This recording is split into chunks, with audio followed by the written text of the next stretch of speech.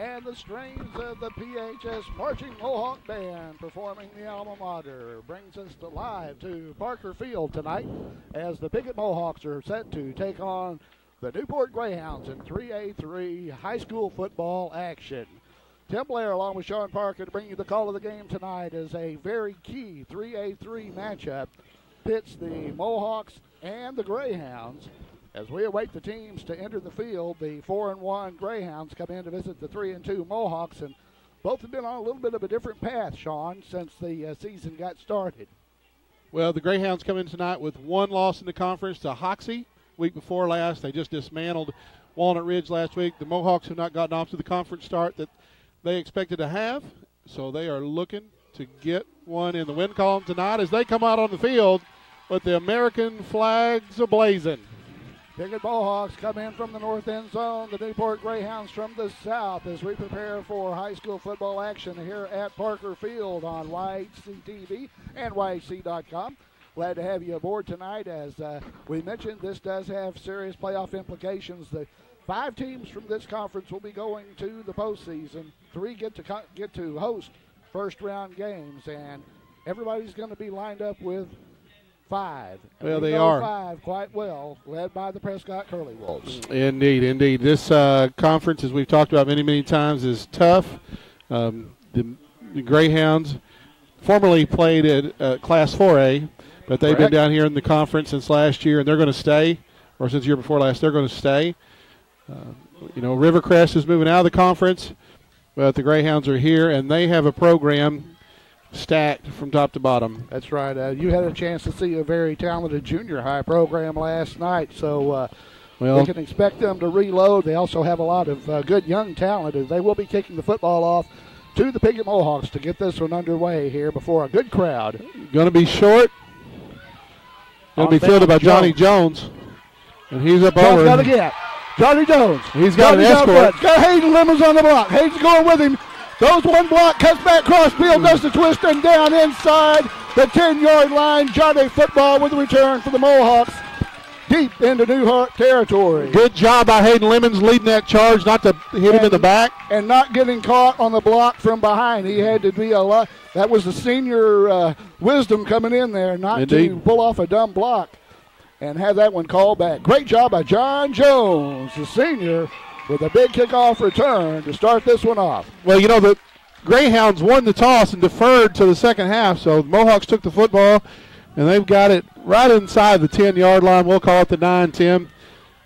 As they come up with that full house backfield, 2 tight ends. Gossett under center, hard snap, pulls the Greyhounds off, and that was probably planned as the Mohawks are going to get a free 5 yards deep in the red zone early into this contest. Well, half the distance to the goal. Still first and goal. Not exactly ball control when you knock off big chunks like that, but we'll take the points if we can get them there early on against these tough Newport Greyhounds. The Mohawks went to Newport a year ago in what was a heavyweight battle, just a slugfest, that the Greyhounds came out on top 7-6. Piggott's going to run up the middle, and that is close. Close to the goal line. It's short. And there's a pile up and a stack up right there. So we see Lemons in the backfield along with Jones and Harrell. He now comes to the sideline. Buchanan comes in. We've seen Gunnar Shaw there in the backfield quite a bit so far this year, but we're going with a bigger lineup against the Newport Greyhounds, and I think understandably so. Dalton Phillips came up, made a play from that defensive tackle spot. The Mohawks are second goal. Play tripped in the backfield. 70 came through and tripped up Harrell. I'm thinking I give the ball. I tell him I'm giving it to Cade Harrell and say, here I am. Try to stop me. Well, the Mohawks with a great opportunity. They have it 3rd down and goal from the 2. Substitute now. The Mohawks are packed in tight. There are 11 men in the box. Greyhounds wait. Same play. That's left it. side. Touchdown Mohawks. This time, touchdown. Piggott Mohawks. So Shaw comes off of the bench to score the touchdown for 10:42 mark of the first quarter, and the Mohawks strike first. Looks like they're going to go for 2, Tim. Attempt. I believe they're going to go for 2. First touchdown that scored one touchdown last week, but been a little bit of a drought for the Tribe. Good to see them get on the board early here in this key conference game. 2-point conversion attempt. Out of the full house. They're going to go right side this time. And Johnny's going to be stacked up. Such doing. And the score is 6-0, 10:42 to go here in the first quarter of play. And we'll be back with more in a moment here on YHC.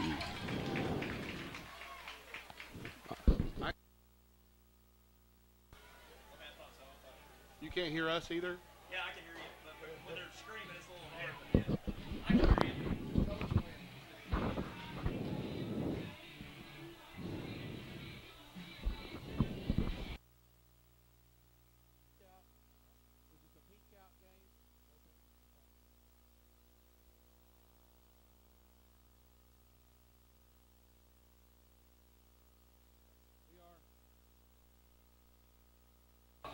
Parker Field, where the Mohawks have taken a 6-0 lead on the Newport Greyhounds. A big return from John Jones, setting up a Gunner Shaw touchdown. So at the 10:42 mark, the Tribe with the advantage and set to kick off to the Greyhounds. Short, kind of a high pooch kick over to the left side, bounces around, and good pressure all the way. Mohawks down there making the tackle. I believe that was Tridell Fryer, and we'll see him most likely coming out at quarterback for the Newport Greyhounds. They also have Cash Forrester. They have another quarterback. He's primarily brought in, number 16, for passing situations for the Greyhounds. He's put it up quite a few times this year. You may see things a little bit different from the Mohawks tonight, as they're going to go with the strong side set. That defense, they got that 5-man front, 2 backers. And here it is. That's what they're looking for, and not much doing.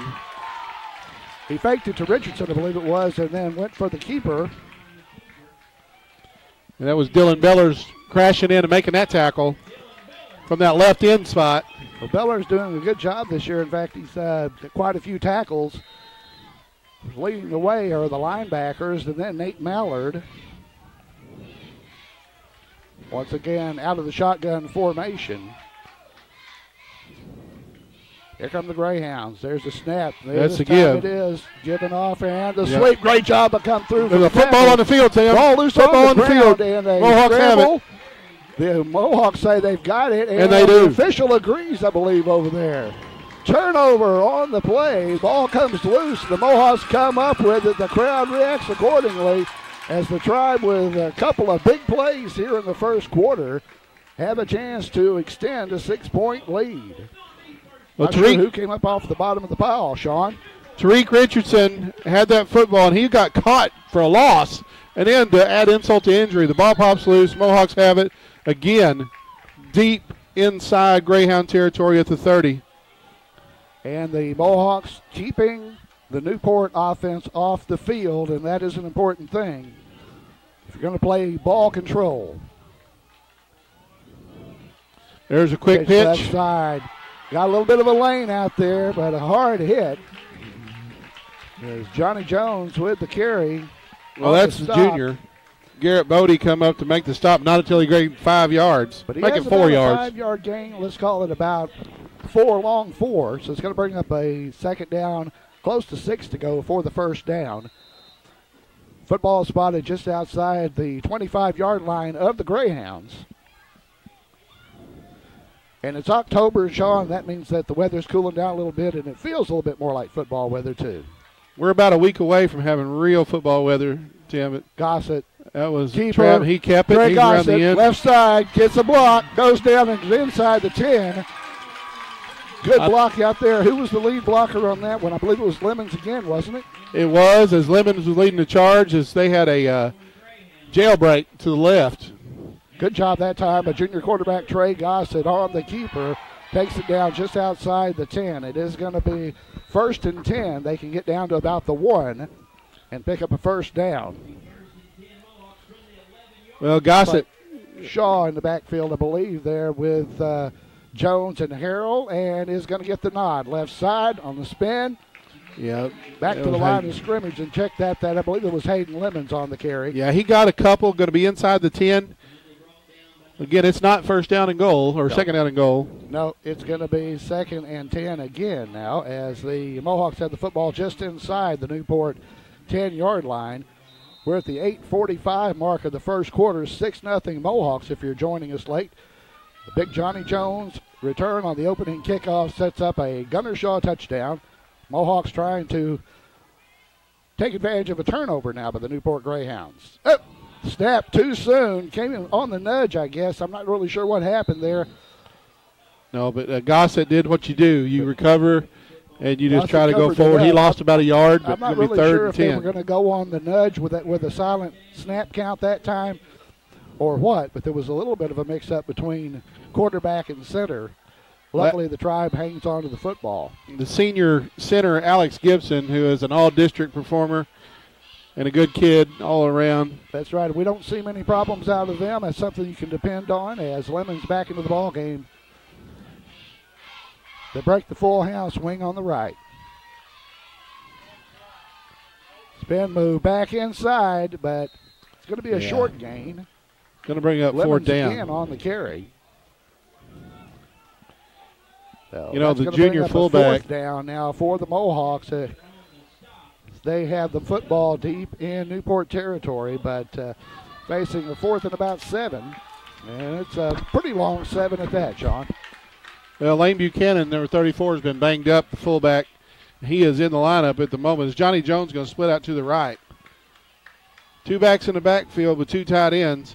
Let's see what Coach Harrell draws up for 4th down. Gossett under center. He's going to give it to the first man through, and nothing going. He ain't going to get it. And I believe that was Buchanan, wasn't it? That was Buchanan on the carry.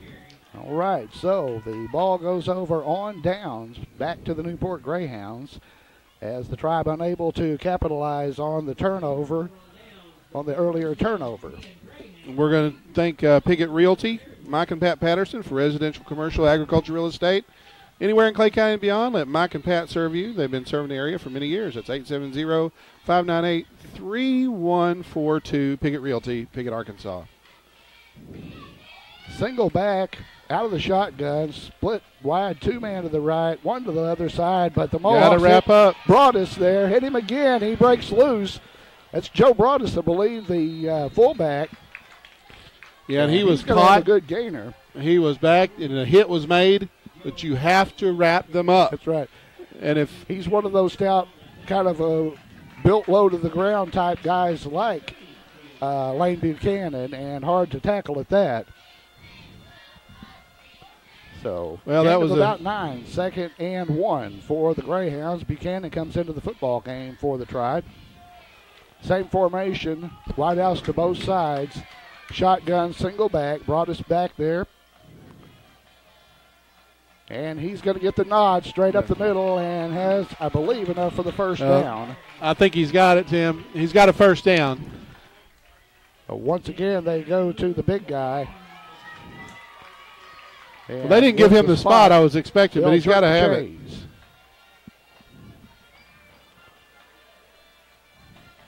I said it fielded fast, but he didn't have to get much. Mm-hmm.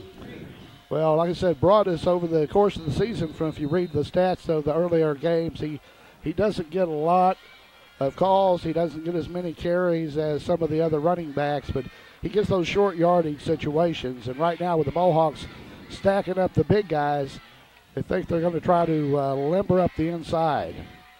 Well, if you've seen some stats, you've seen what Monquell has gotten. Knocked down that time. Cade Harrell came through, got him by the ankle. That was Fryer again on that carry. But if you've seen some of this, to come in and drop him after a gain of about a yard. 2nd and 9 now for the Greyhounds.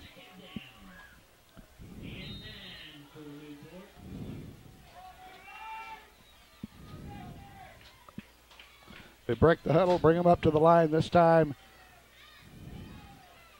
1 split out. Triple wing on the right just about. Quarterback keeps, there's the line, hit again. Good containment by the Mohawks. Going to be a loss on the play, I believe. or right back to the line of scrimmage. No, he did lose about a yard. So that's going to be a loss for the Greyhounds. And the Mohawk defense so far doing a great job of containment against the very potent Newport offense. 3rd and just over 10 to go for the first, Sean. Yeah, they're going to bring out 4 receivers again in the set, 2 to each side. Brada stays in the backfield, alone back with the quarterback. He'll take the snap and look over in the flat left side. Has his man. Caught, catches May, but a good job of the Mohawk defense that time to He's going to be to the receiver, and he's one of the favorite receivers for that quarterback. But it's going to be 4th down for the Greyhounds. And let's see if they punt it away. Number 20 is falling back like he's going to punt the football.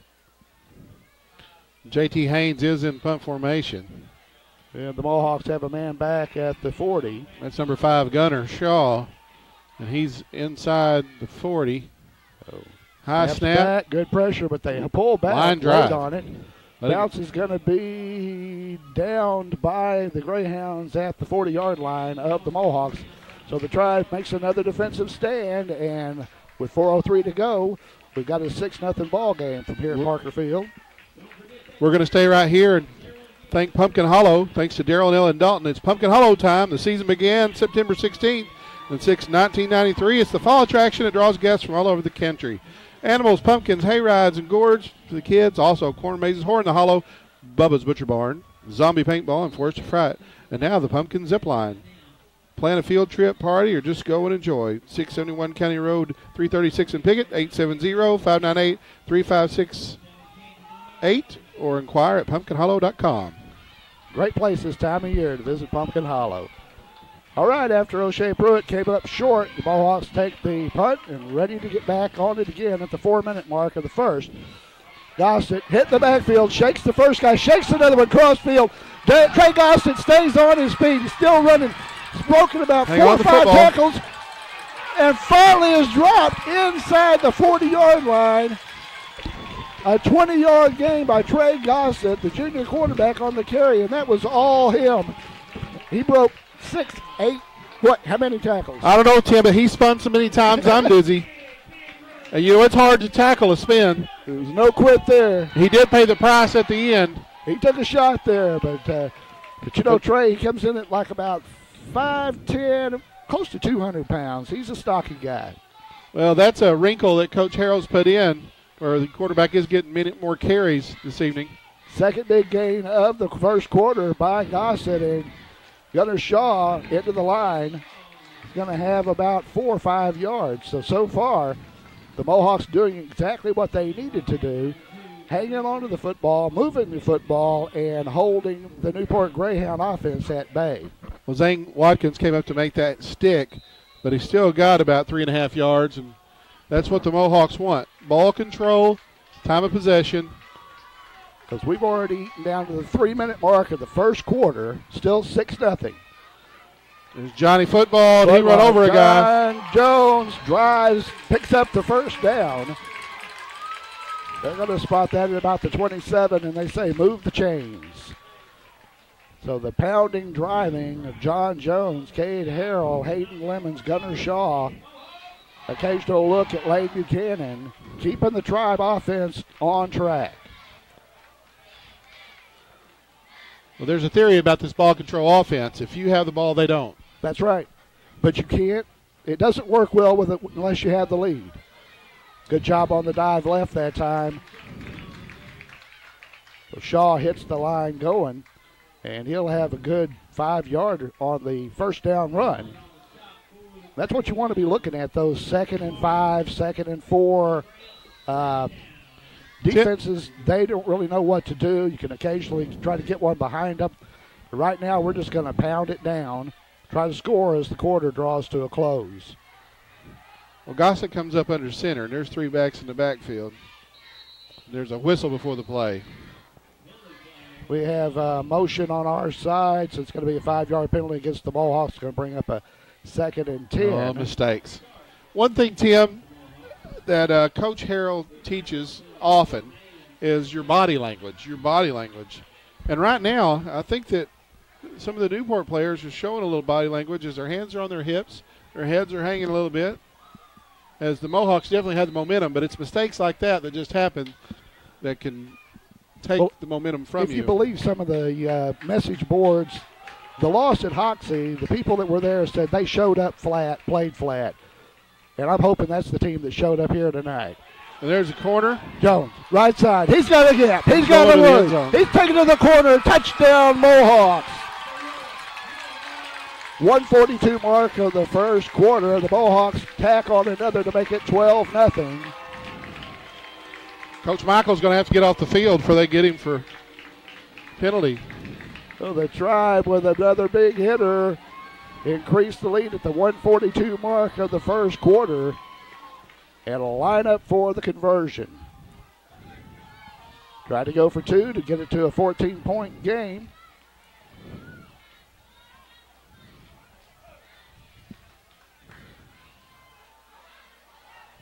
Tried to draw him off. Caper left side, around the corner, and in for the two-point conversion is Trey Gossett. And we have a 14-0 game with 1:42 to go in the first quarter of play here at Parker Field. We'll be back with more in a moment here on YHC.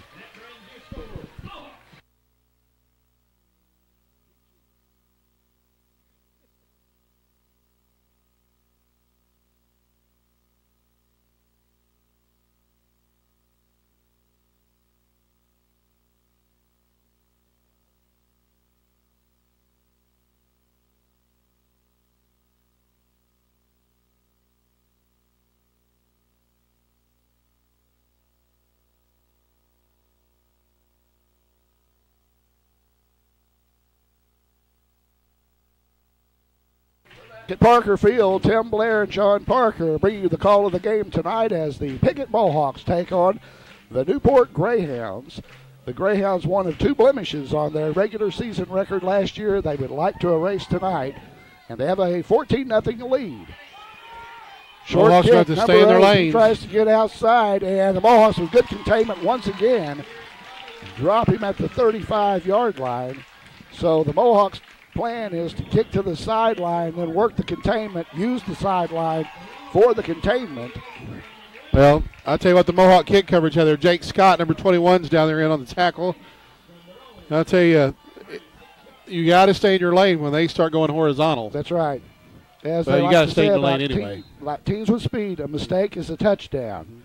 Minute 36 to go here in the first quarter of play.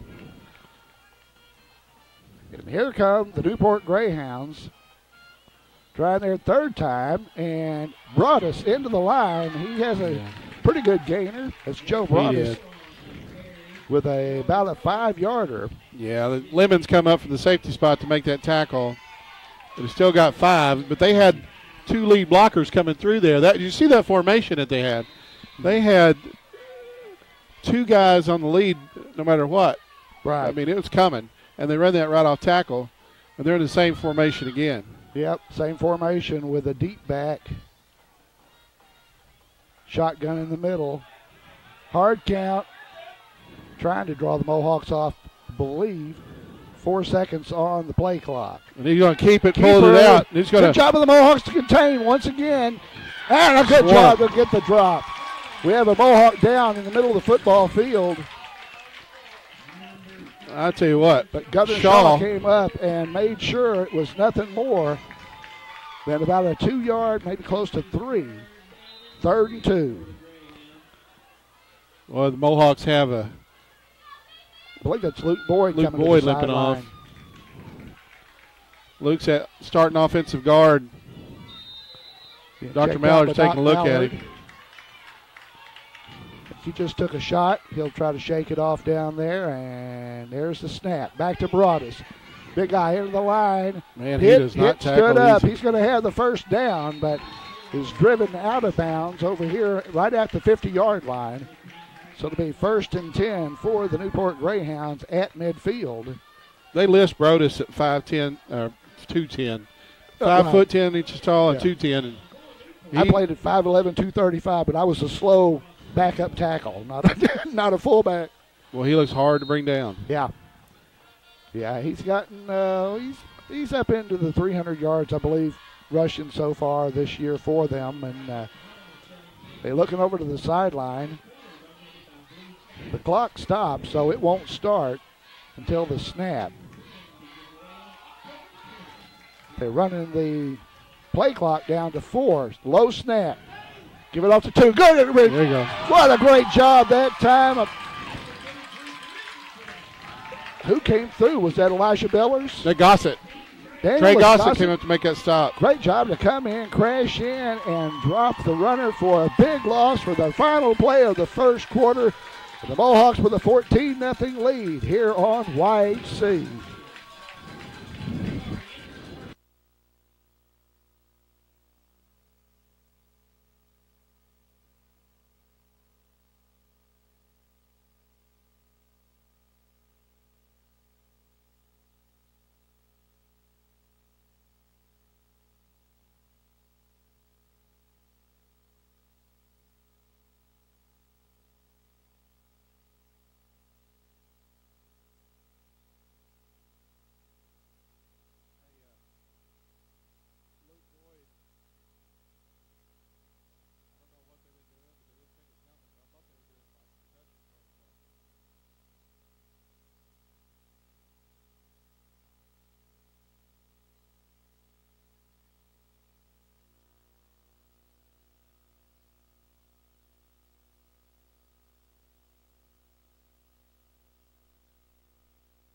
Back to Parker Field, where the Piggott Mohawks enjoy a 14-0 lead at the end of the first quarter on the Newport Greyhounds, and they also have the Greyhounds in a second and 17. 19 to go for the first. But we found out that can be a dangerous play. Those long plays, they usually pull something out, and here comes a pass. Pressure applied. Good job. They flush the quarterback. He looks across and finds him. He caught it. Looks like the pass is complete. Going to get them back to the original line of scrimmage. My goodness, So he was flushed. Midfield with 3rd down and 10.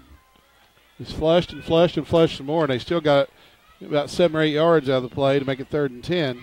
I believe, though, on the stats that I saw for this quarterback, that's probably, for Fryer, I think that's about the first reception he's had this year. He's only thrown a couple. The other quarterback, he's put it up 72 times, Cash Forster. So if you see 16 come in, he's going to pass. I think Big Newport's 3rd in the down. neutral zone. They didn't see it like I saw it. Fryer back. Looks for it open. He's hit. A Ball on ball. the There's a ground. fumble. Football on the ground. The Mohawks covered up. They got it back. I believe Cade Harrell knocked it loose, and Cade Harrell recovered it. The quarterback is down, and John Jones trying to help him up. But the Newport quarterback is still down, and Cade Harrell recovers the football for the Mohawks, the second fumble recovery for the Tribe. They get the football back with the 11:05 mark of the first half, and a timeout on the field for an injury here. So we'll keep it here and remind you about our Custom Car Care, 788 East Main Street in Piggott. Mark Howell's been in the business, same location in Piggott for nearly 30 years. Full detailing and auto sales. If you want your car to look, feel, and smell like new again, call Mark at Custom Car Care. 598-2571. Again, that's Fryer to Drell. Fryer coming off, and this home crowd giving him a nice reception to make sure they're glad he's okay. Now, we mentioned the backup quarterback, or the other quarterback, is Cash, and we won't see him right now because of the turnover. The Tribe will get the football just inside the Newport 30 or 40-yard line at about the 39. At the 11:05 mark of the first half, we have a 14-0 lead. Let's see. I didn't see if Luke went back out or if he's still on the sideline. I think he's out there now. I don't see him down here on the sideline. So Gossett, who's had a couple of big plays tonight, up under center. Mohawks attempt their first pass. Got it. Looked like Quentin Reed. Or no, it was John Jones is open across the middle. John Jones down in the corner. Touchdown, John Jones. The Mohawks strike on the long pass. 39-yard touchdown at the 10:54 mark to make it 20-0. Jones was open across the middle for a bit, and it looked like the safety turned back, and when he did, Johnny cut to the corner Gossett unleashed a great pass, and the Mohawks with a 20-point lead here in the second quarter and a chance to extend. And I think that the folks across the way are stunned. I know I'm a little bit stunned, Sean. Well, the Mohawks could come out firing. Gossett snap. He's going to try. That is Hayden Lemons, and he's in. Hayden Lemons with the deuce makes it a 22-0 ball game at the 10:54 mark here at Parker Field. The Tribe has taken the lead and now will battle throughout. It's an exciting one. We're going to keep it right here. We appreciate Dan Gossett Real Estate at 420 East Main in Piggott. Dan and Daniel Gossett, if you're looking for a home or place for your business to operate, call or visit Dan Gossett Real Estate. Proud sponsors of Mohawk Athletics, 870-598-5555. We appreciate Mohawk Mini Storage, Roddy and Kim Rouse. If you need a place to store your things and a way to get them there, call 870-598-7941. Mohawk Mini Storage in Piggott.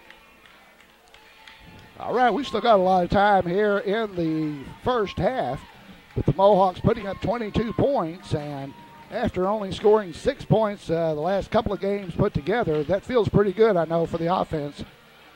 As Jones teased it up.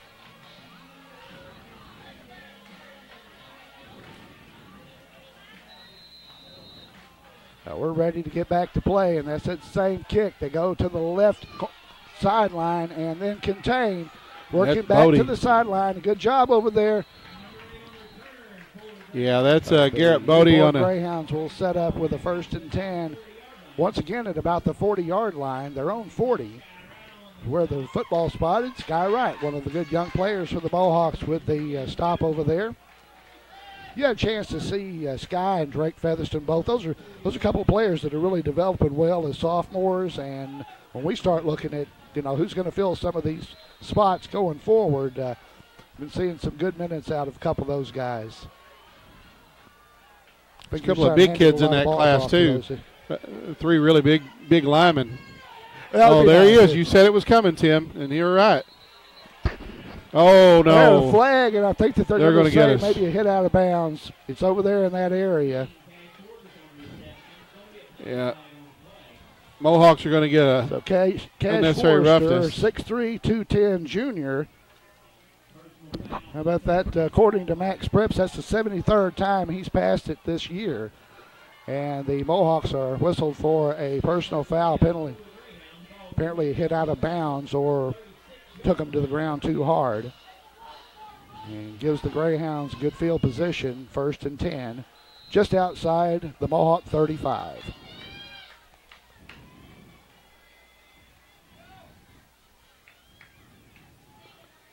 Forrester out of the gun. He's going to give it to the up back, and a good job of the Mohawks so far to contain. And we got a push after the play, and the crowd didn't like that. Didn't like that one at all, but it's getting a little chippy out there. But that was number 8 on the carry that time for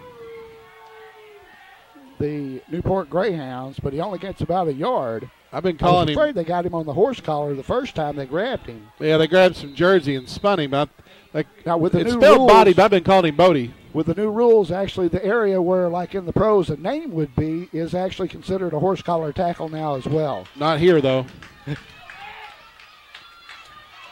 Forrester, pressure, across the middle. He's got a man open, 21, headed to the corner, and touchdown, Newport. Yep. The Greyhounds are on the board. So Forrester comes in and immediately hits Julius Clark with a touchdown pass to get the Newport Greyhounds on the board. I think I like the running quarterback better. Well, the Mohawks were defending it well. And then Newport's employed 2 quarterbacks this season. That was successful. It is blocked. Either that or it was kicked into the back of the line. But the 9:52 mark of the second quarter, the Newport Greyhounds get on the board with a touchdown on the pass from Forrester. Clay County Abstract, 146 West 2nd Piggott. Van Went and his staff are true professionals. For all your real estate transactions, including title searches, title insurance, and closings, contact Clay County Abstract on the square in Piggott 870-598-5207. And Piggott Pharmacy, who helped to bring us the tailgating tonight, as they provided wings, they provided hot dogs, they also brought baked potatoes. Wow. For the fastest, friendliest experience, visit them on the square. They provide free local delivery, curbside service, competitive pricing, and easy prescription transfers, and a free vitamin program. Locally owned and operated, Piggott Pharmacy, where our patients are our family. Tailgating down in the southern end zone, the Marching Mohawk Band, the pride of Clay County's area down there. All right, the crowd getting behind the Mohawks after they gave up the touchdown pass. Boyd comes off the field. Now he's going to return. We got 12 out there, Tim. I think we got no call as the kick is going to be fielded at about the 30.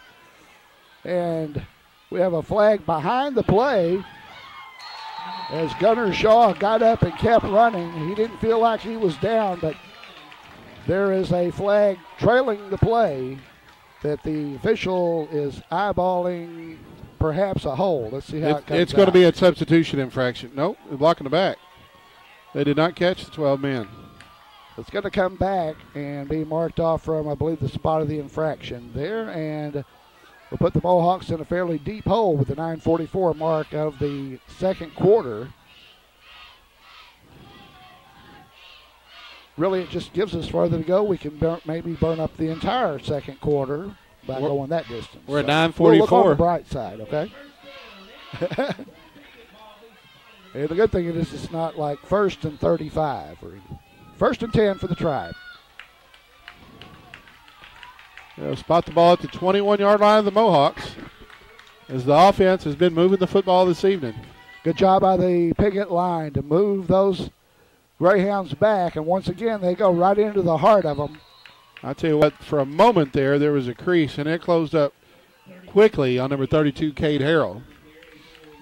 Gain of a couple. Going to bring up a 2nd and 8 now for the Mohawks. Los Compadres Mexican Restaurant. From the sideline, comes back over to the huddle. Gunnar Shaw comes into the ball game now. We'll do that again later. He'll bring the play in. I think Coach Harrell shuffled up his plays a little bit in the last week or so and come up with a few new wrinkles. 2nd down. Nice crease. Good job breaking one, gets the first down. He's really close. Let's see where they spot him. I think there's a defender shaking up. On the ground out there as the Mohawks will pick up a first down. And there's an official's timeout on the field. We'll appreciate Los Compadres Mexican Restaurant, offering the most authentic Mexican food in the area. The classic entrees are made to order and delivered right to your table. Los Compadres always has fast, friendly service and to-go orders. Lunch specials are always available.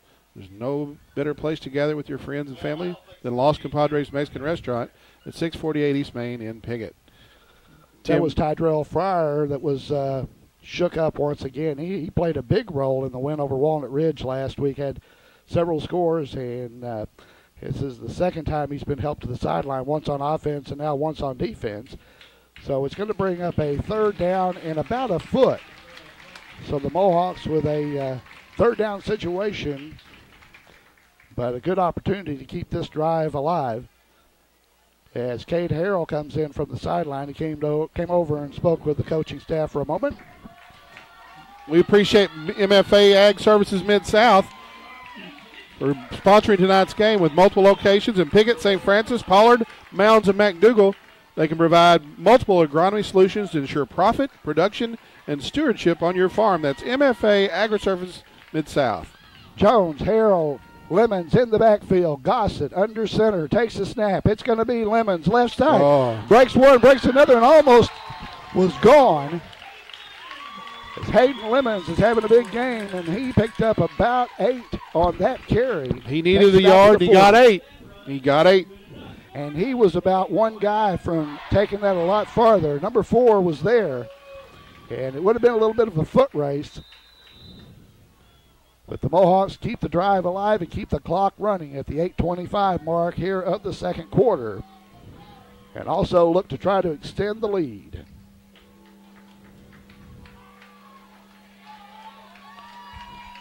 On first down, Shaw back into the backfield with Jones and Harrell.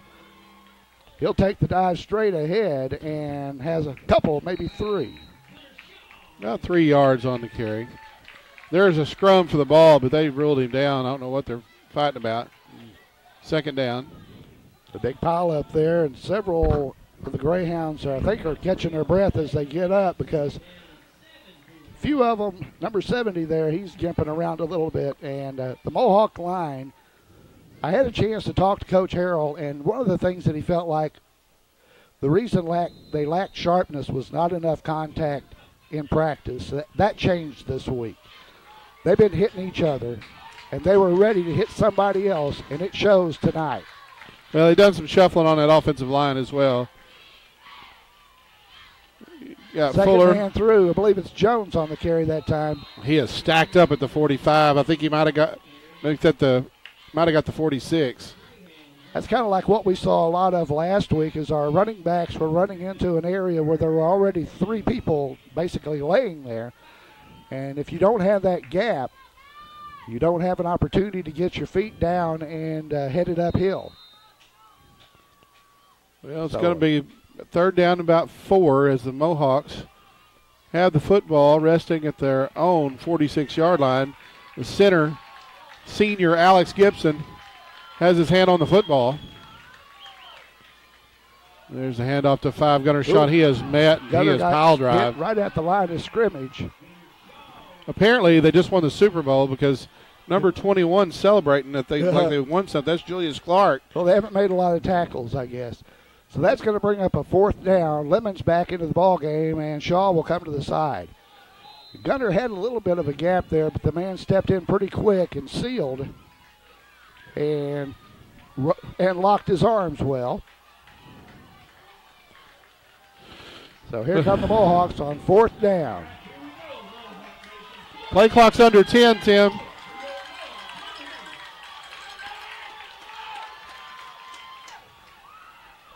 Gossett, keeper, round the left here. Trey Gossett has the first down and then some. Once again, junior quarterback Trey Gossett feeds the inside of the line. They bite, and he picks up a first down. Well, you're looking there, and you decide are they going to do a hard count? What are they going to do? They got timeouts left, and they've really utilized Gossett more tonight as they've added a wrinkle to the offense. Dan Gossett down there, he's diagramming the play up for the grandson there. All right, so first down for the Tribe. Football inside Newport territory at the 47. 5:47 to play till the halftime intermission here at Parker Field. Mohawks with a 22-6 lead, trying to extend. Same play they scored a touchdown on. John Jones had a man, had a couple to beat. Good job that time to run him down from behind by, I believe it was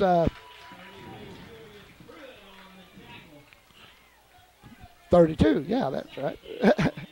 I can see these numbers on these jerseys. So that was Pruitt on the stop, and they're going timeout on the field. Call timeout. So the Greyhounds will call timeout at the 5:20 mark. Second down and about 3 to go for the Mohawks. We'll be back with more in a moment here on YHC.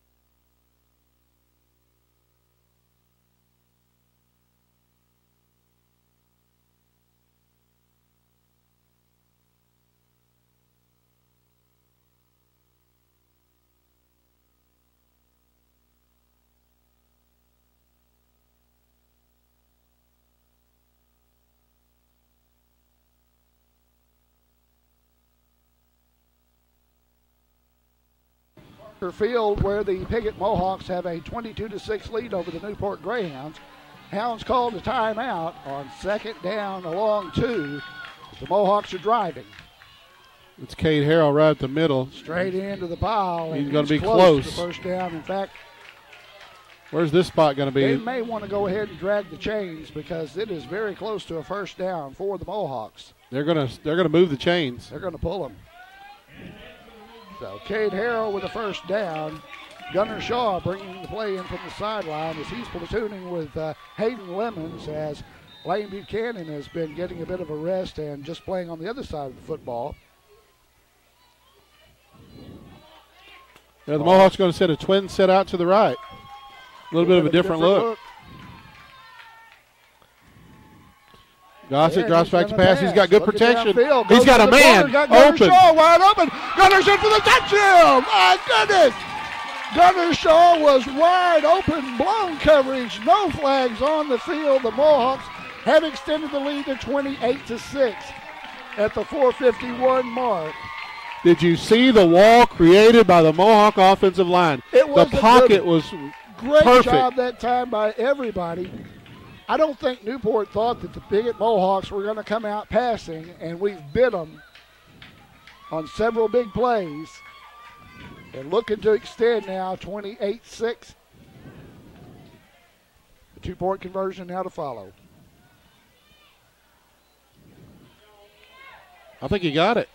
And it looks like it is good. John Jones with the two-point conversion to make it a 30-6 ball game. The big play of the Piggott Mohawks biting the Newport Greyhounds here tonight at Parker Field as they extend the lead. And I don't think any of the Newport fans across the way thought this is what they were going to see. They were kind of expecting it to be the opposite of this and really thought they were going to have a cakewalk. I think that's one of the things we hoped that they would take us to lightly. What a difference a year makes, too, Tim.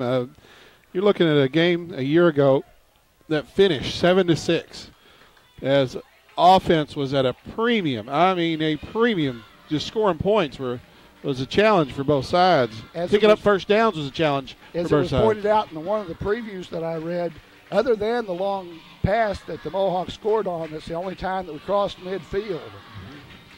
So that's a little of an exaggeration. I was there. Defensive battle. That was from Hootens today. Yeah. Don't let them have the corner. Return by the Greyhounds. They get it inside Mohawk territory. Once again, they contain over there, but the return brings it inside Mohawk territory to about the 47-yard line, and that's where the Greyhounds will take over 1st and 10. I tell you, Sean, we had a really neat the volleyball match last night with Ridgefield Christian. The Lady Mohawks, they went pink, and everything was pink. They honored several breast cancer survivors, including a couple of our teachers. Our former teacher, Miss Christy, now Mitchell, was there. Eric had a chance to speak, and it was really neat. We had a fundraiser, and just a great job by all of them. Well, 4 receivers in the set, and they're going to sling it again. Again, he had a man. His hands, and he dropped it. We told you Forrester would pass the football, and that's all he's done since he came in. And that one was a drop. They had a game last night. It was called Hit It, Win It. They allowed you to make a donation to the American Cancer Society, then serve a volleyball and hit something. And you would know Quentin Reeves would hit something. A lot of people didn't. But Quentin, being multi-talented, Slim got something. All right, Forrester to the snap, gives it to the back this time, and weaving through up close to a first down. He is. That was Johnny Jones going to wrap him up, but not before he gets near the first down yardage.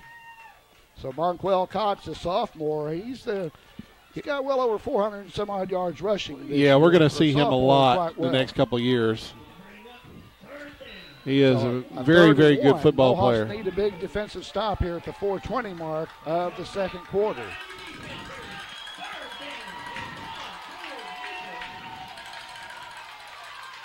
Forrester, hard snap. He gives it to the up back, shakes one, and we got a hold. behind the play rather. It is enough for the first down. Let's hope that's a call on Newport. We're going to play the down over them.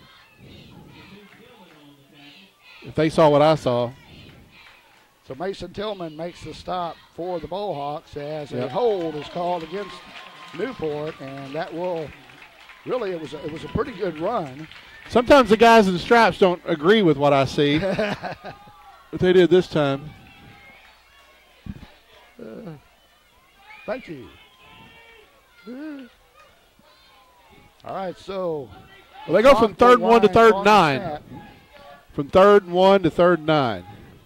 At the 4:05 mark here of the second quarter, it'll wind now. We throw up on 4 minutes. Wideouts all over the place. Forrester. Oh, bad goes between his legs. He's pressured, falls on the football, and is going to be a big loss. So, insult to injury. Tack another 12 yards or so on for this 4th down play. That'll bring on the punt team. Last time the Mohawks almost looked like they were backing off, pressuring the punter, and I really wondered because one of them got a clean shot. I'm not sure who it was, and kind of backed off. And I'd really like to see maybe a little more pressure on the punter this time. We'll see how that works out. That's where I am conservative, and I'm like, let's leave the punter alone and not hit him. Don't hit the punter. It's one of those bad things that can happen. Shaw's back deep for the Mohawks. As it is 4th and a mile. Well, they got a weak-long snapper. Pretty good pressure.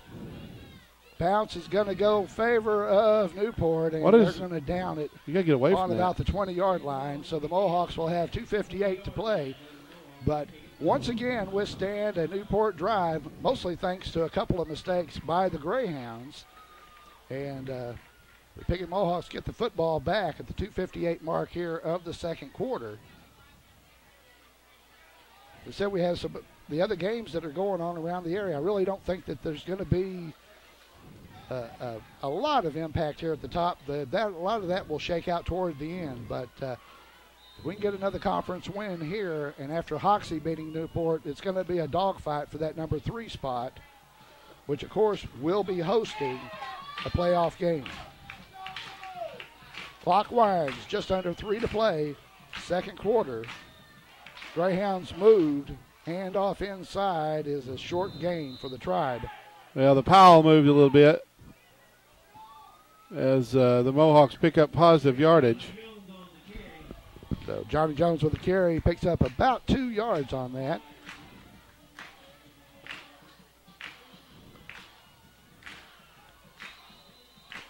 Senior Hayden Lemons checks back into the football game. Of course, we'll be honoring the seniors, the final home game of the year. Senior night. In fact, that'll be coming up before you know it. Yeah, the Mohawks have been home 3 weeks in a row. They'll be on the road next week at Manila. Right. Lemons got that carry off left tackle. Corning tonight, if I'm not mistaken. So Hayden Lemons, right now with coming up on the 2-minute mark, you just want to hold on to the football. You'd like to get a first down to go ahead and extend this drive to the point we can take it into the locker room at intermission. But Newport doesn't seem to be interested in trying to get the football back before the end of the quarter, so we'll just go ahead and take what they'll give us. As Coach Don Campbell always says, you take what they'll give you, because they're always wrong. The Newport player unloaded on the Mohawk line on the hard count. That'll stop the clock for a moment. So that's going to be a 5-yarder. So a couple of penalty flags here in the second quarter. I'm sure Coach Hensley is not going to be too happy whenever he does have an opportunity to visit with his squad during intermission. So changes it to a 3rd and 1 at the 1:30 mark. I'm not sure if I'd want to unleash another one. The Mohawks have hit on a couple of long passes, and it's quite tempting as this quarter starts to wind down to go for the home run. Maybe pick up a first down here, then air one out.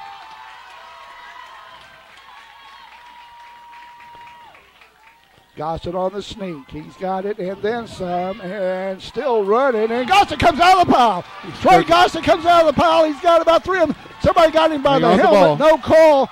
Finally, they get him down, but Trey Gossett into the pile, came out the other side and never stopped. And he takes it all the way down to the 34-yard line. Play through the whistle. All the way to the 34 with the 54 seconds to go in the first half and a timeout called on the field.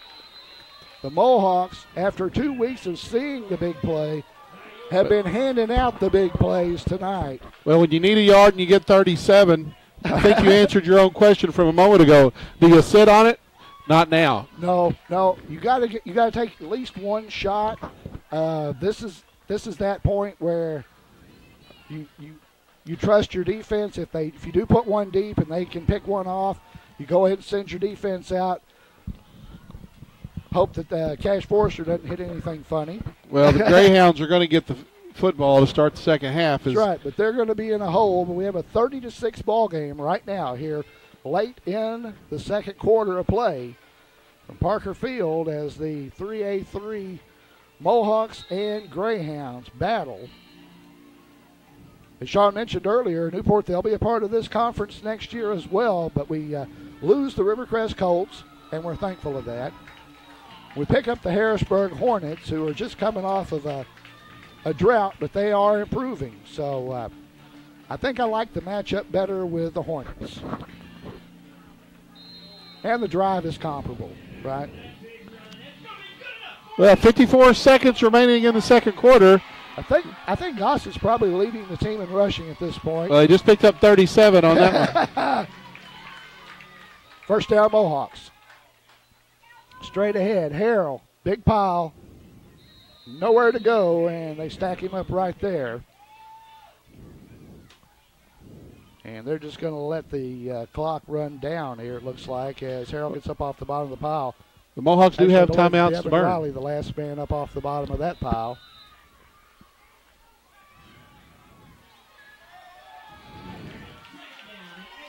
All right, looks like this is our passing situation, Sean.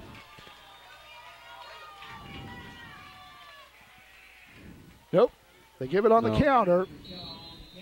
And they were hoping Gunner would have a hole there, but they're going to take a timeout. Timeout with 16 seconds left here in the second quarter of play. So, as Sean mentioned, the Mohawks will be on the road next week at Manila to take on the Lions. As things progress, it's going to get pretty interesting here, as again, with Newport falling to Hoxie. That's put the Mustangs in a pretty good position, but they're going to have to play both Osceola and Rivercrest. So this one is liable to go right down to the wire. Of course, Rivercrest, Osceola, they'll play in the final game of the season as well, and that could have implications on how everybody finishes as well. But we know we're basically going to be playing someone from 3A5, which includes the number one team in the state, the Prescott Curly Wolves. But if we come out as anything but the 5, we won't have to see them, at least not right off the bat. Indeed. Because I like the 3 spot. You get to host, but you pick up a 3 from another, and that could be a favorable. There's a big 3A matchup, I think, in the 2 3A with Melbourne and Clinton. Clinton's a top 10 team. They run the same style offense as the Mohawks do. Right. And Melbourne, who was in our conference once upon a time, they're ranked 12th or 13th, and depending on which poll you look at. Third down. Keep it on the ground. Got a man open. John football. Johnny Jones going to the corner. John Jones got one man to beat, and it looks like a horse collar tackle. Get a timeout. They pull him down out of bounds with 7 seconds to go at the goal line. John Jones breaks another one. They had done everything they could not to get the horse collar because they brought him down from behind, but Jones takes it down, and Michael Harrell will burn his final timeout. But whatever he changed between last week and this week has worked. Tim, there's a couple of schools of thought here. You have one play if you run it. Yeah. You have 2 chances if you throw it. Right. 7 seconds and no timeouts. I think, no time to spike. I think we're going to see Gossett on the keeper again, but I'm not sure that Michael's that easy to predict. Let's see how that turns out. Field goal would not be a bad option either. We don't need that much. But if you run it, you have one play. Oh, here we go. They're lined up tight. Gossett wanted a jump pass, comes out, throws it, but it's incomplete. See, now we got another Pass chance. is incomplete. Clock will stop. And you were right, Shaw. We're going to get another play because he passed. But they were on him. It was almost like a victory formation. They were lined up tight. Well, they had a jump pass called right there. I've seen the jump pass come out of that formation a lot. It was defended well by Newport, but the incompletion gives the Mohawks another chance to score before halftime. So they'll line it up this time, and I'm sure try to stuff it in. So here we go. Final play of the first half. Right side. He's in there. And it Touchdown. is touchdown! Piggott Mohawks score as time expires in the first half, and now we'll have the conversion attempt, and then we'll go to the locker room with at least a 30-point lead. And across the way, the Newport side is stunned, looking at a 36-6 disadvantage after the season they've been having so far. Of course, we mentioned when they went to Hoxie, they didn't want to be on the road apparently. They weren't playing well, and Hoxie did the same thing. Well, we're inside 10 seconds on the play clock. Gossett under center. Straight ahead, John Jones. John Jones again. Nobody even made a whiff at him that time. We'll go to halftime with the Piggott Mohawks leading the Newport Greyhounds 38-6. And you're watching it here on YHC.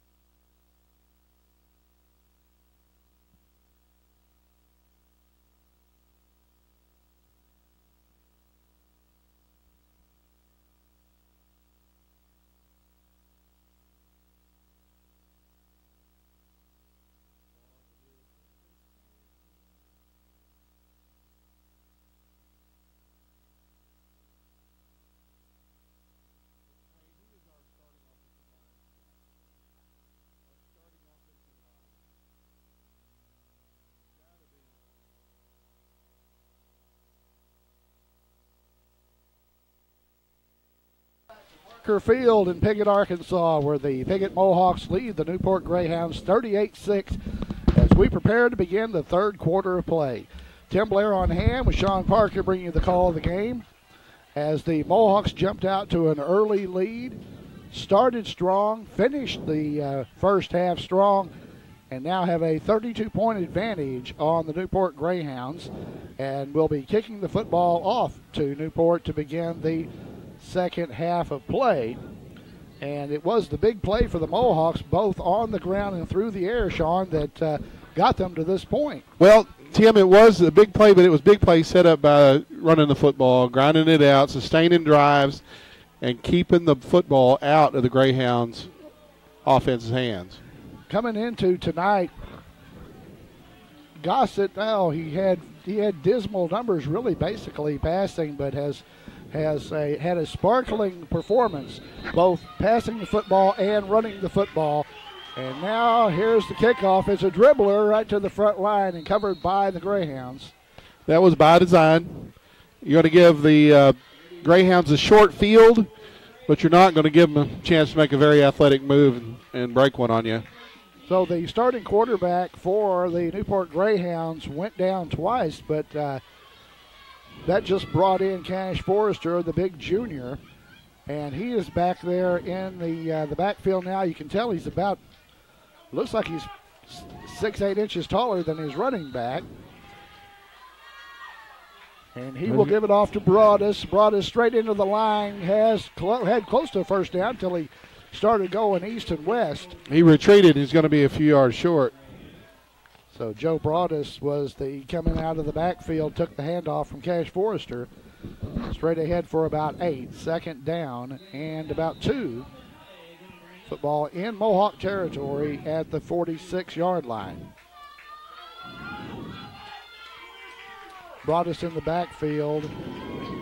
2 wide to the right, 1 to the left, and Broadus is going to get it straight up the middle. Well, there's a gap in the hole there. Going to have the first down. Yes. It looks like they've adopted our former game plan, line up and just pound. Well, Slim Reeves makes that tackle, but he held on. It's a first down, spot at the 38-yard line of the Mohawks, 1st and 10. So Broadus with the first couple of runs and getting good yardage through the middle. They trying to soften it up, perhaps to break off a pass as Forrester once again out of the gun. He does look to his right. He has a man out there, but it's going to be well short of the first down. Well defended out there by the Mohawks. Well, his tackles will be made quickly by Gunner Shaw. And he comes up a little bit gimpy there. That was Clark, who had scored the touchdown earlier, the only touchdown of the game for the Newport Greyhounds on a pass. Yeah, it's Hayden Lemons, the senior, making that tackle after a quick strike with 5 yards in a hurry. So 2nd and 5 for the Greyhounds. Same formation. He's going to give it middle. Hand off in the middle, and the Broadus is going to be short, I believe, of the first down. They're going to spot him up there short by about a yard. John Jones leading the way for the Mohawks on the tackle. Number 77, Luke Carpenter, is going to check back in for the defensive line of the Mohawks. It's 3rd down and short. A little bit more size up there as the sizable Carpenter in. 3rd down, Broadus straight ahead. He's got the first down and then a bit. Just about a yard extra. As he was stopped out there, Tillman was leading the way, and John Jones coming over to help make the stop for the Mohawks, but he was already into that territory. Well, they're going to move the chains. The Greyhounds systematically pounding. And the one short pass from Forrester, and he's back again. There was movement. It was the up back that was he was rocking in his stance, and he got caught. So he started moving back before the snap, so it's going to be a 5-yard penalty, 1st and 15 for the Greyhounds. Didn't know if they were going to catch it or see it, but you caught it, huh? From the 32 now, Forrester gets the play from the sideline. Again, the starting quarterback was knocked out. That's Tydrell Fryer.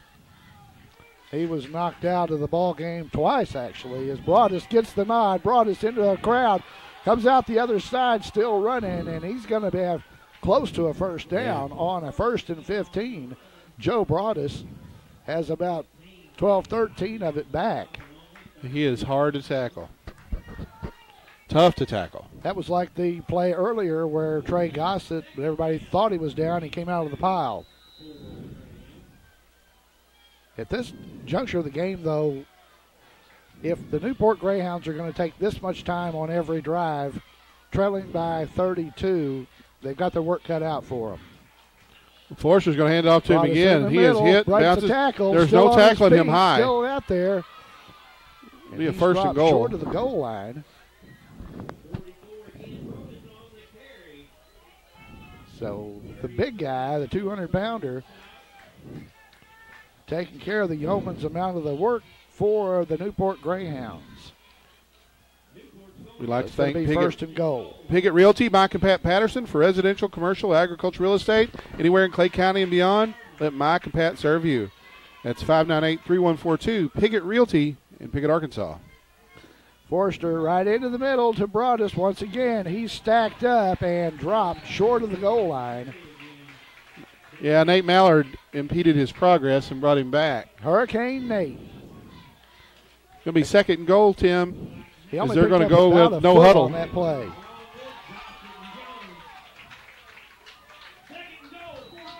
Same formation. Forrester, same play, and they brought us in the backfield again. So that time the Mohawk defense penetrating and hitting him in the backfield. That's going to bring up 3rd and goal now for the Greyhounds, and he picked up on the spot, looks like about maybe 4 or 5 inches. Big play. They're looking to toss it. Pass. Looks over the left side. Almost picked. Gossett would have had a long way to run. Could he have pulled that one in? As Trey Gossett was defending on the flare pass over on the left side. And we have another Newport Greyhound really slow to get up. That's number 70. Dalton Phillips has been down a couple of times today. He's been limping and favoring the Greyhounds not only on the short side of the scoreboard tonight, they're also taking a bit of a licking. And it's showing in the number of starters that have had to make their way to the sideline. Now 4th and goal. 4th and goal. Coach Michael Harrell playing cheerleader down there. He's trying to get the band, the fans, everybody fired up. Tim, Mohawk offensive guard Luke Boyd is in street clothes.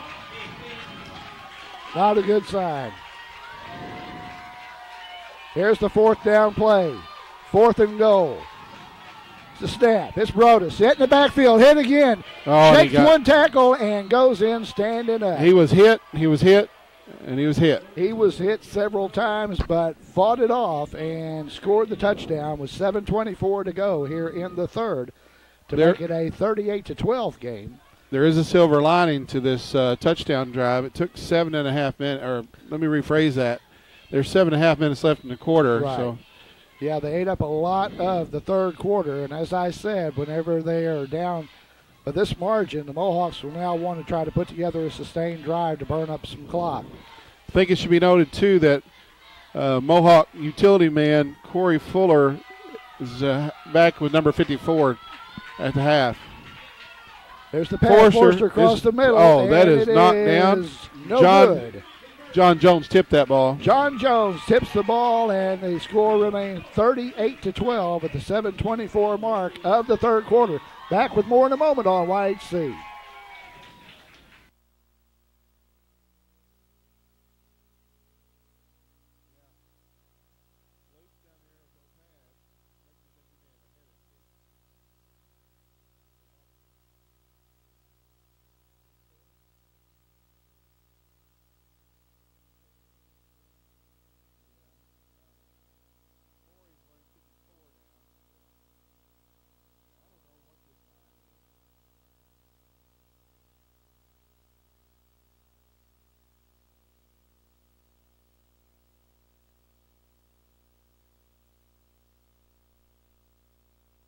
Field where the Newport Greyhounds ate up a big chunk of the third quarter score, but unable to get the two-point conversion.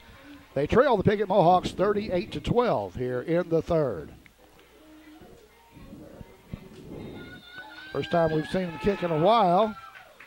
And it's a high kick. High, relatively short kick. It's going to be fielded on the 30, and whistles all over the place. Well, what happened was one of the Mohawks signaled fair catch, but Mason did not call a fair catch, but they blew it dead.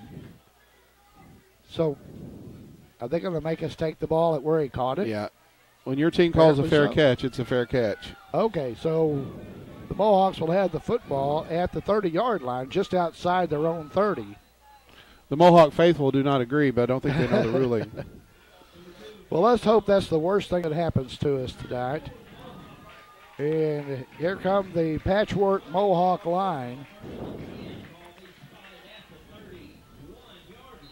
Currently, the Mohawks, Trey Gossett comes in from the sideline with the play.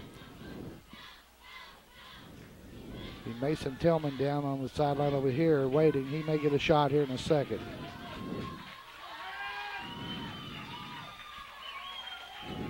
Gossett takes the snap, turns. Second man is Jones, and it is going to be a pretty good game. It's like he made 3 yards out of nothing there. I think he did. That was a pile up, and we're just outside of 7 minutes remaining on the third quarter clock. Those 3.5 yard runs to keep the clock running is exactly what the Mohawks need, is they can eat up most of the third quarter here. They can just keep this drive going. Shaw comes in, and Jones will get a breather.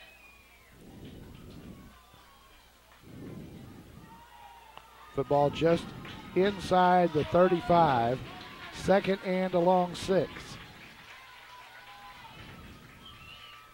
There's Gunner, Shaw. And he's going to have a first Gunner down more. broke loose. He's got 2 men to beat. It's going to be a foot race. Gunner Shaw's got 1 man to beat. 21's going to try to get him. Goes for the ankles, and it is going to be down on the 1 yard line. Gunner Shaw thought he had it. The official marks him down on the 1 foot mark. Ran down by Julius Clark. And Clark is slow to get up, and he looks like he's cramped up.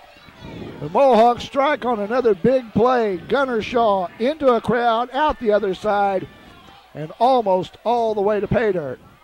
Well, they're spotting it at the 1, but that'll give the Mohawks the ability to burn off more clock. So they don't need the chains. It's first and goal.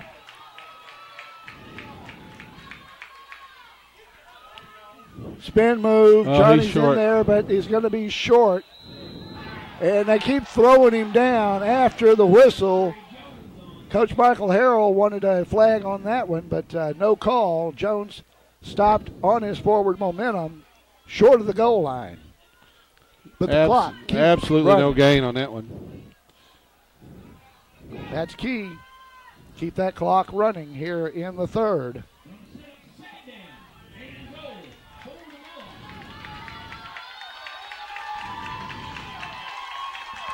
Lemons in the backfield with Harrell and Jones. It's going to be Gossett on the keeper. Man coming behind him, but he cuts the corner and in for the touchdown. Trey Gossett. with the keeper, extends the Piggott Mohawk lead to 44-12 at the 5:28 mark of the third quarter. And I'm sure they'll line up for two. They have all night. Mason Tillman on the sideline. He'll get the play. Pat on the rump from Coach Michael Harrell and sit on in. The junior brings in the play from the sideline. Well, the play clock's down to 20. Mohawks have plenty of time to snap this ball. They go up in a bunch formation. They got him up tight. It's going to be Gossett on the keeper. Straight ahead. No signal. Indication is no good. Well, Gossett comes up just short, but the Mohawks extend the lead to 44-12, and more importantly, answer after the Newport Greyhounds scored. With 5:28 to go here in the third quarter. We like to thank Custom Car Care, 788 East Main in Piggott. Mark Howe's been in business, the same location, Piggott, for nearly 30 years. Full detailing, auto sales too. If you want your car to look, feel, smell like new again, call Mark Howe at Custom Car Care, 598-2571. And we appreciate Pumpkin Hollow, Darrell, Anil, and Dalton. The season started on the 16th, and since 1993, it's the fall attraction. It draws guests from all over the country. Animals, pumpkins, hay rides, gourds for the kids. Also, corn mazes, Horn the Hollow, Bubba's Butcher Barn, Zombie Paintball, Forester Fright, now Pumpkin Zip Line. Plan a field trip, party, or just go and enjoy. 671 County Road 336 in Piggott. 870-598-3568 or inquire at pumpkinhollow.com. All right. Mohawks set to kick off. I don't expect a deep kick. Big chunk of the third quarter is gone, and the lead is the same. Jones did kick it down deep. He kicked this time to the middle of the football field. The Mohawks swarming. Get the first man there. Great job that run. It wasn't came in. Was That's that Brandon. Yep. Or was it Brandon Wellman?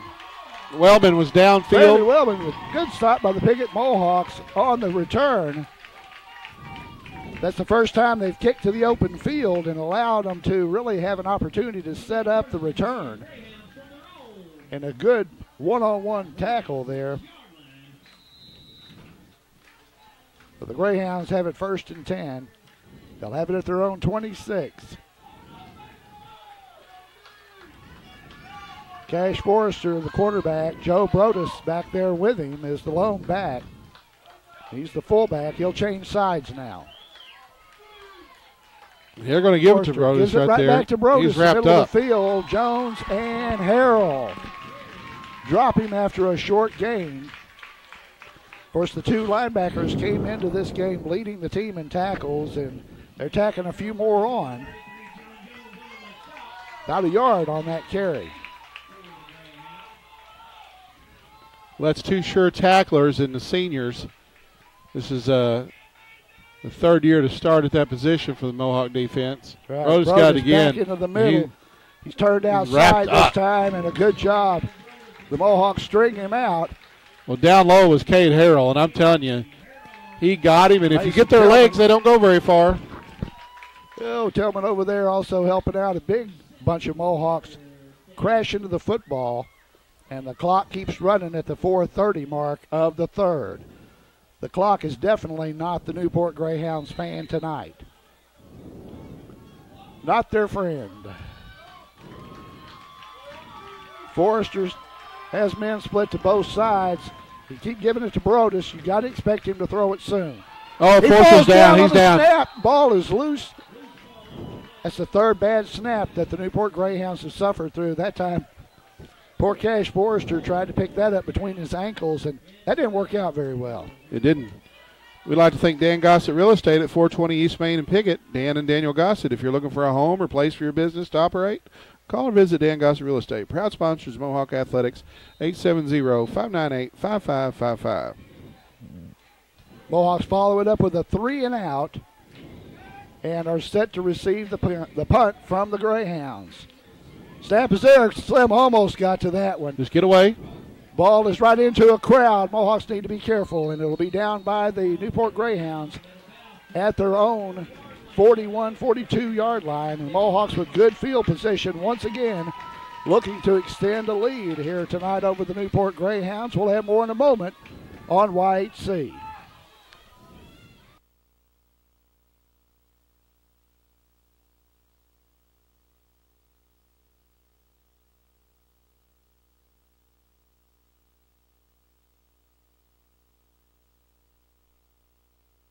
And we're back at Parker Field as the Piggott Mohawks take over with 3:28 to go in the third and a good lead. And first thing the Greyhounds do is jump off sides. Check a few other scores if we can here from around down at Rector. Looks like the Earl Bulldogs have a 52-0 lead on the Cougars. 5-yard penalty for encroachment on the Greyhounds. They'll give Mohawks 1st and 5 as Tim's going over some of the scores from around the state, around the conference. Jump offside, that's a good friend to the Mohawk. Osceola 35, Walnut Ridge 8, Hoxie 20, Rivercrest 14. Both those halftime scores. Actually, Osceola, Walnut Ridge now in the third as we are. Well, this is a rarity right here. Big. We haven't had a lot of lost yardage never plays. Brought him down. Cade was still on his feet, but he was gang tackled out there. Got forward progress right back to the line of scrimmage. Like I said, the Mohawks haven't lost yardage on very many plays at all tonight. Even if they've only picked up 2 or 3, they've had a surge. And that offensive line, I tell you what, all the way across, Bellers at the end, Nate Mallard at tackle, Devin Riley, Alex Gibson at center, Luke Carpenter, Corey Fuller, and Quentin Reeves. That 7 has gotten it done, and that's not counting Luke Boyd, who's out of the ball game right now. We're not sure why, but they have controlled the football game. And once again, Newport jumps. So it's getting ugly. And although it favors the Mohawks, it's still not very pretty. But some teams have a tendency, looking at 44-12 late in the third, to just kind of play out the string. We'll see how this one goes. But the Piggott Mohawks with another opportunity now to extend the lead. 2nd and short. Bellers and Lemons wide to the right. I think it's Tillman wide left. Spin move inside straight ahead on the dive, and it is going to be a first down for the Mohawks as Johnny Jones picks it up. Gets a little pat on the head from the Newport defender. These two teams really, when they played each other so tough last year, they left with a lot of respect for each other. And I'm not really sure that that's playing out tonight, but the Mohawks with a chance to extend the lead and burn up more time.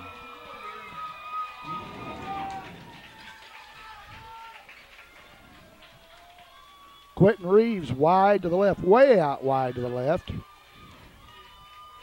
Jones is on the wing. They turn, give it back to Gunnar Shaw, and Gunner's hit right at the line of scrimmage and dropped for a short gain.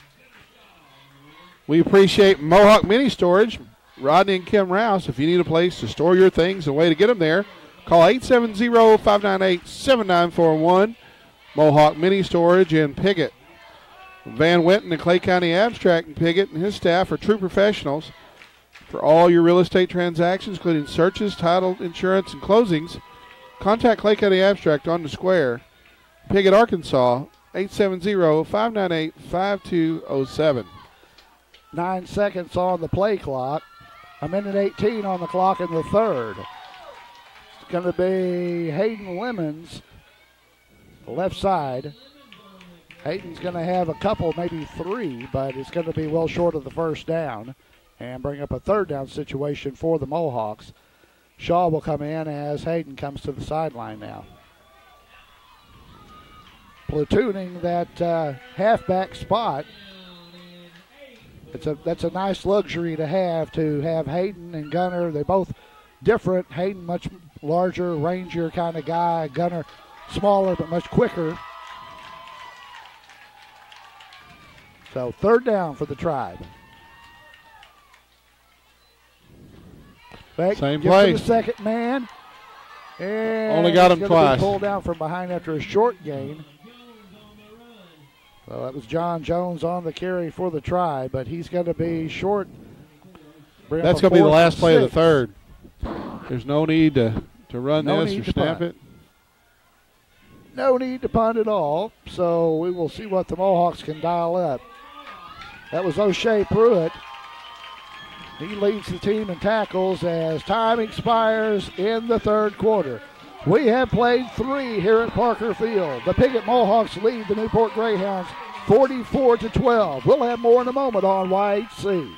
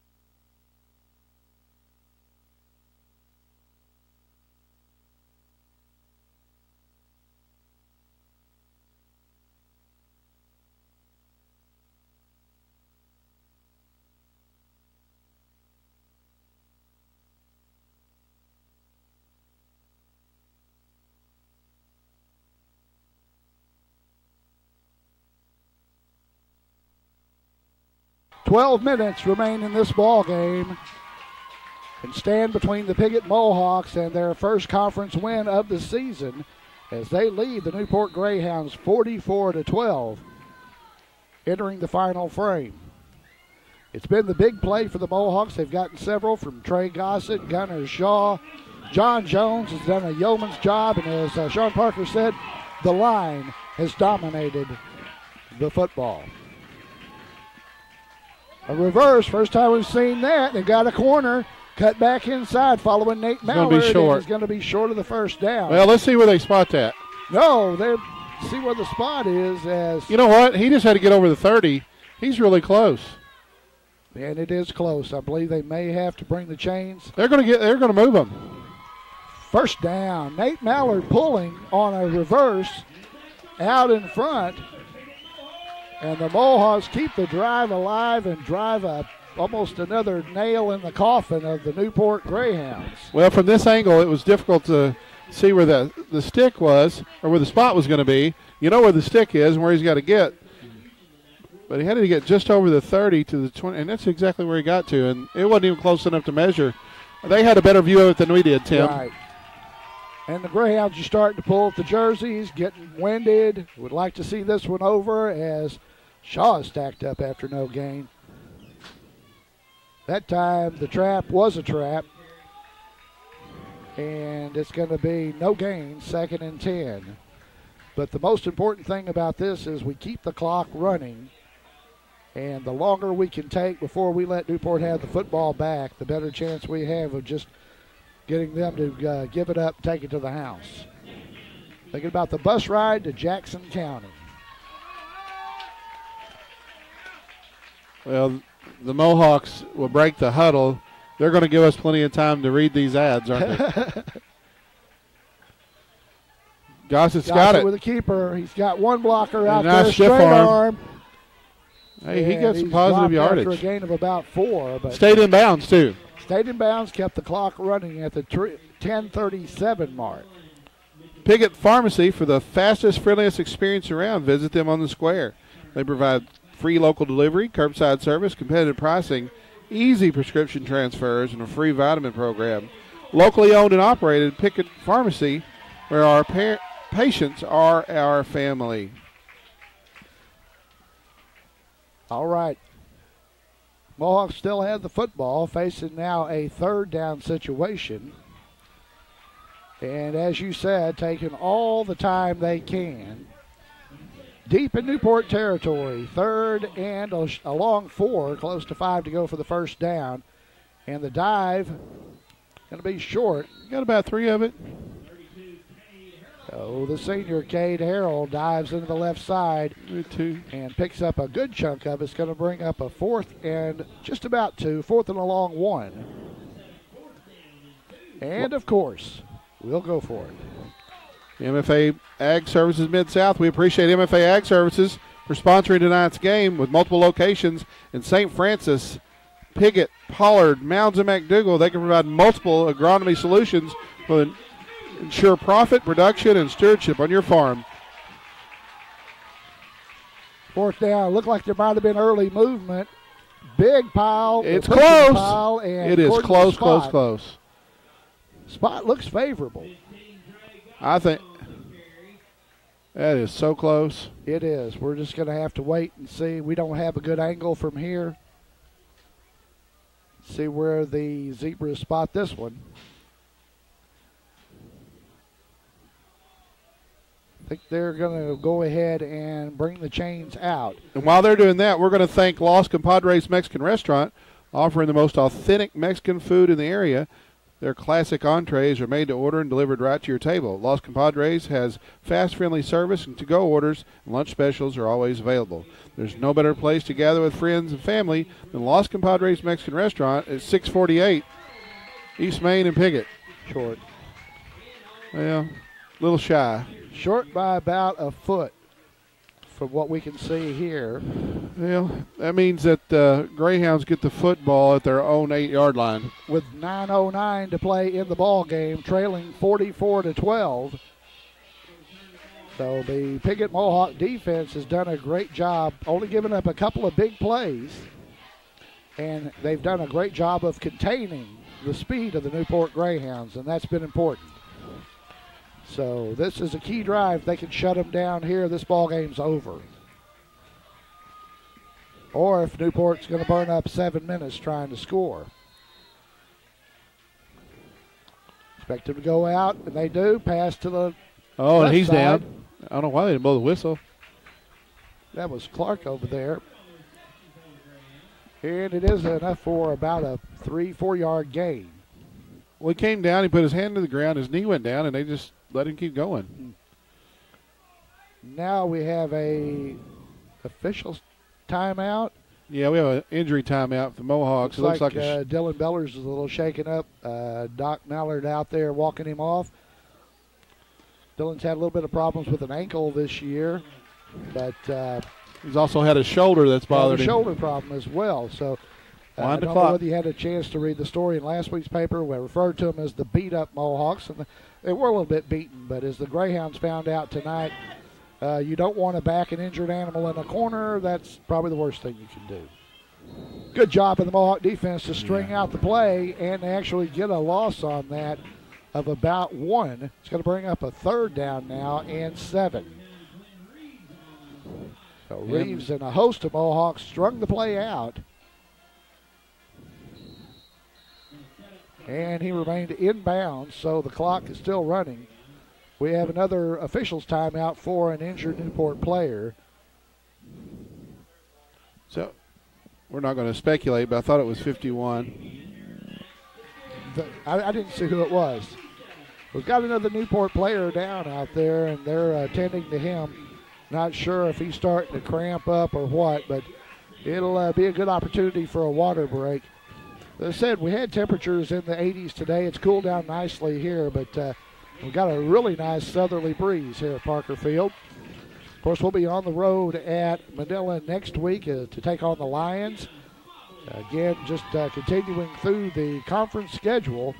And next week we'll have a lot better idea about how things are going to be shaken out at the top. Looks like Broadus over there, isn't it? No, it's 51. 51 is actually the injured player. Zane Watkins. And they're attending to him. He acts all like it's possibly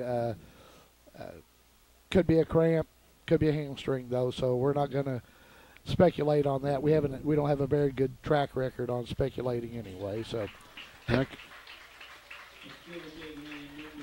another starter for the Greyhounds. That was Emery at number 50, not 51. Emery is a big kid, and they are assisting him to the sideline. We've talked a lot about the weight room, and I think that it's times like this when, and I'm not saying that every member of the Mohawk was like religiously in the weight room, but I've been up at that old gym in the middle of summer, and the handful of guys that were up there working their guts out, it's showing up now. Forrester in the flat. Overthrew He him. didn't even have anybody to go to.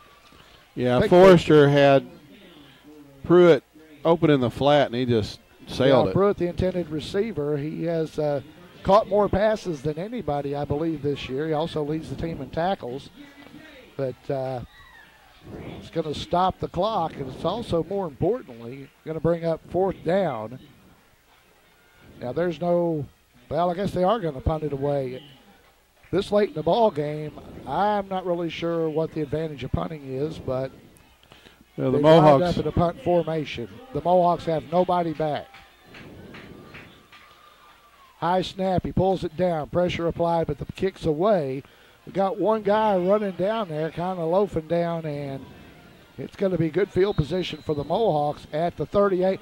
Flag trailing the play, and I'm not sure. There were 2 Mohawks and 1 member of the Newport Greyhounds back there behind it, and we're going to have a personal foul. Got unsportsmanlike. Newport, unsportsmanlike conduct, and that's going to be whistled on number 10, and he's going to the sideline. No, it's against Piggott. It's against us. Nope. Sorry about that one. So the Mohawks with an unnecessary penalty at the 8-minute mark of the ball game. They're backing it on up, and that will give the Greyhounds good field position where they were going to have to start inside the 40. They're going to be inside Mohawk territory now at about the 47-yard line, 1st and 10. No, the Mohawks are going to retain the football. It was a dead ball foul, but they're going to be pushed back, and that's a...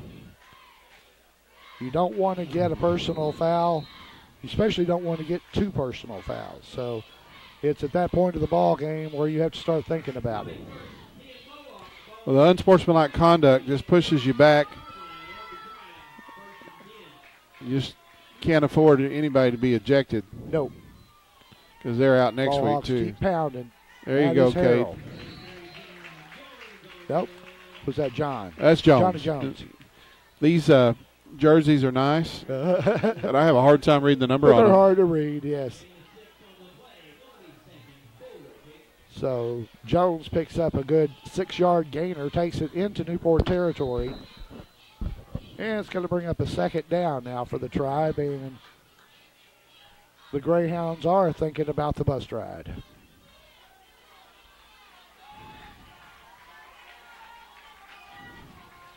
Junior quarterback Gossett up under center, takes the snap. It'll be the 2nd man, and that's Shaw. Gunner tries to cut the corner. Yeah, That's Tillman, rather. Mason Tillman tries to get outside, but he's dropped out there. And it's going to be short of the 1st down, 3rd down and 1.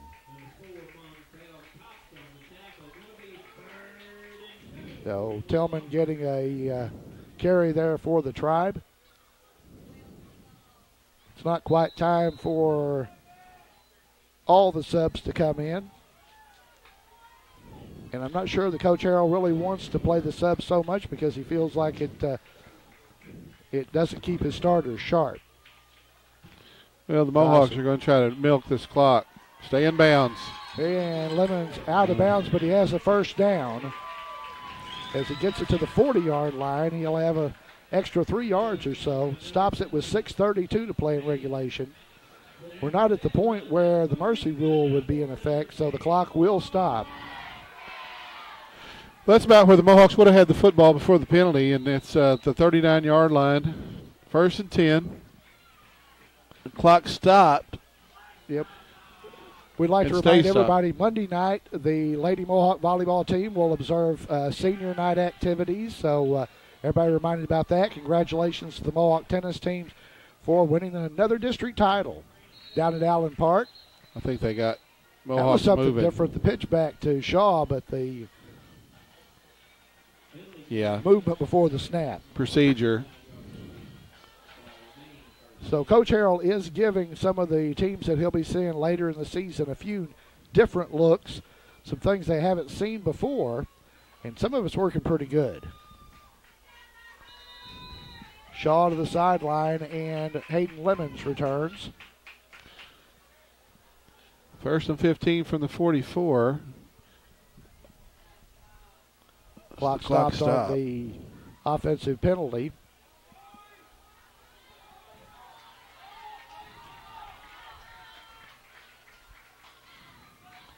Straight ahead, good dive play that time, and he's still on his feet. That was Cade Harrell. Senior took a couple of Newport Greyhounds with him, and they're slow to get up.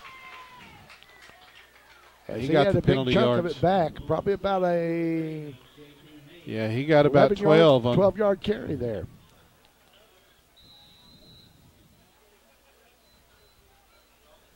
So the Mohawk ground and pound will be featured prominently the final 6 minutes of this ball game, as it begins to look like it is in hand. Shaw will split wide to the right. Gossett turns. First man through is Harrell. Yeah, and he's got another one, another first down. That should be enough for the first down, as the senior running back linebacker pounds it in. And is that Riley getting up a little bit slow, or is that Carpenter?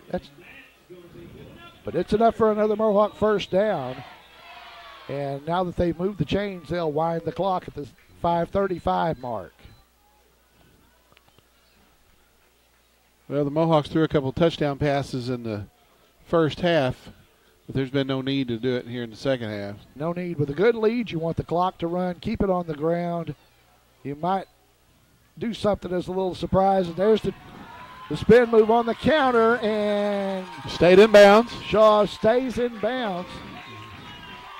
Oh, Lemons again. I'm having trouble between Hayden and Gunner. But senior running back Hayden Lemons with another good gainer. He's inside the 10. So it's going to be first and goal.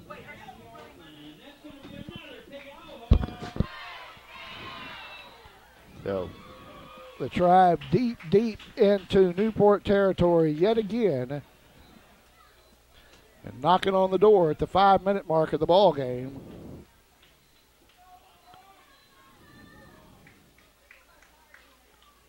Out of the full house, Gossett takes the snap, turns. Going to be Jones, cuts inside, and it's going to be close, but they're going to spot him at about the 1. And another Newport Greyhound, very slow to get up.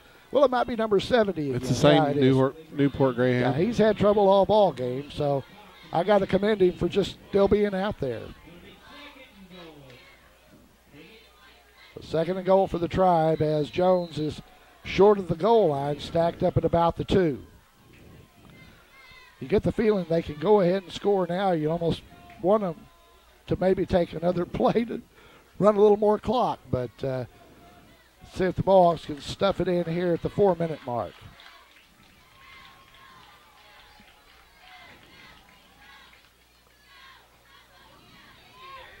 Standing up, Touchdown. got the ball across. I think it was Hayden Lemons. Senior Hayden Lemons at the 4-minute mark of the ball game makes it a 50-12 game. And the Tribe will line up for 2. Turbo clock. It'll run the final 4:01 like you can't believe, but that's okay, as this one is all but over. Play out the string and play the alma mater. I haven't heard our boys.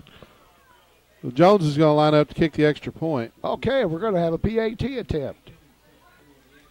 Snap back, down, up, and good. Johnny Jones adds another item to his resume tonight, as he also has a PAT to make it 51-12 with 4:01 to play in regulation here at Parker Field.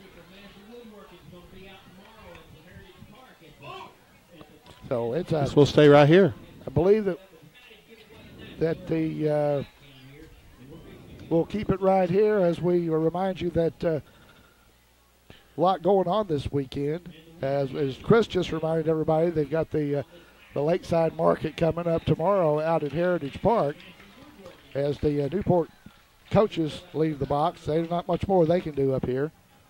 So, well, Thursday night, for the first time in a month, The junior Mohawks will be here at Parker Field as they'll take on Manila. That's right. They'll play the Manila Lions here. We should have a 7th grade game, and then we'll have 7 p.m. kickoff from here at Parker Field as the junior Mohawks return home after the long road trip to Osceola, Rivercrest, and Newport. Indeed. Let's see what they do this time. Last time kicked away into the wind, but it's not much of a win. Let's see what Johnny Jones does. Line drive kicker is going to be picked up to number 1, and he has some blockers out there. He's going to bring it back out to the 39. And Marshall Thomas picked it up, and he returned it back up to the 37, maybe the 38, where they spot it. The way there for the Mohawks. Get a good round of applause from the partisan crowd. Clock continues to run. There's no stopping it now, as we have a 51-12 ball game, and there again, after the last couple of weeks, this has been a welcome change. Only real concern right now is we do have a starting lineman who is in street clothes, so we have to be concerned about that going forward. But the good thing is next week we got Manila, and they're not going to be like we've been playing. You know, Manila always plays hard and plays Piggott tough. They play us tough. I think it may be their homecoming. Pretty sure it might be their homecoming. So, yeah, they've spoiled a couple of games for us in the past. And yeah, we had to scramble to beat them in overtime last year. Right.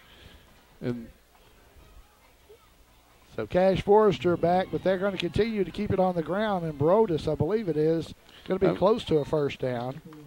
That was Monquel Cox, number 4, the sophomore, and he's finally getting a little more action. There running the ball for the Greyhounds. It's going to bring up a 3rd and 1. So Harrell and company making the count. The tackle, rather, Lane Buchanan comes out of the ball game now for the Tribe, as they'll get some clean jerseys in there. Cox is hitting the backfield, but he got it. Shakes out of there and has enough for the first down at midfield. But good pressure by the Mohawk defense. The Mohawk defense has done a good job with containment. That's one of the problems we had with Osceola and with Rivercrest, was containing their running backs. We've done a good job of that tonight. Newport doesn't have the same speed that Rivercrest and Osceola feature, but they have good team speed. And knocking the running quarterback out and containing the passing quarterback has been a good job. That'll be a sweep. Oh, and he's got him. Icing on the cake for Cade Harrell. He runs down the little running back from behind, drops him for a loss of about a yard, pushes it back into Newport territory at the 120 mark of the ball game. They've only got to snap it a couple of more times, and Coach Michael Harrell's down there on the sideline already celebrating this victory. And it is a sweet one after the loss last year. We're nearing a minute left in the ball game, Tim. Straight up the middle, and the Mohawk defense is there. And it's going to bring up a 3rd and 10 for the Newport Greyhounds. And I'm surprised that Forrester hasn't passed more after having early luck with that when he came in a replacement for Fryer when he went down with the injury.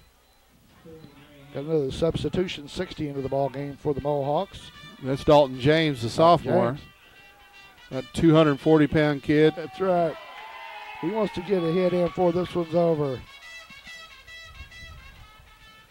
There's the snap, handoff up the middle, and a good job of the Mohawk defense. And that's going to do it, folks. Clock will run down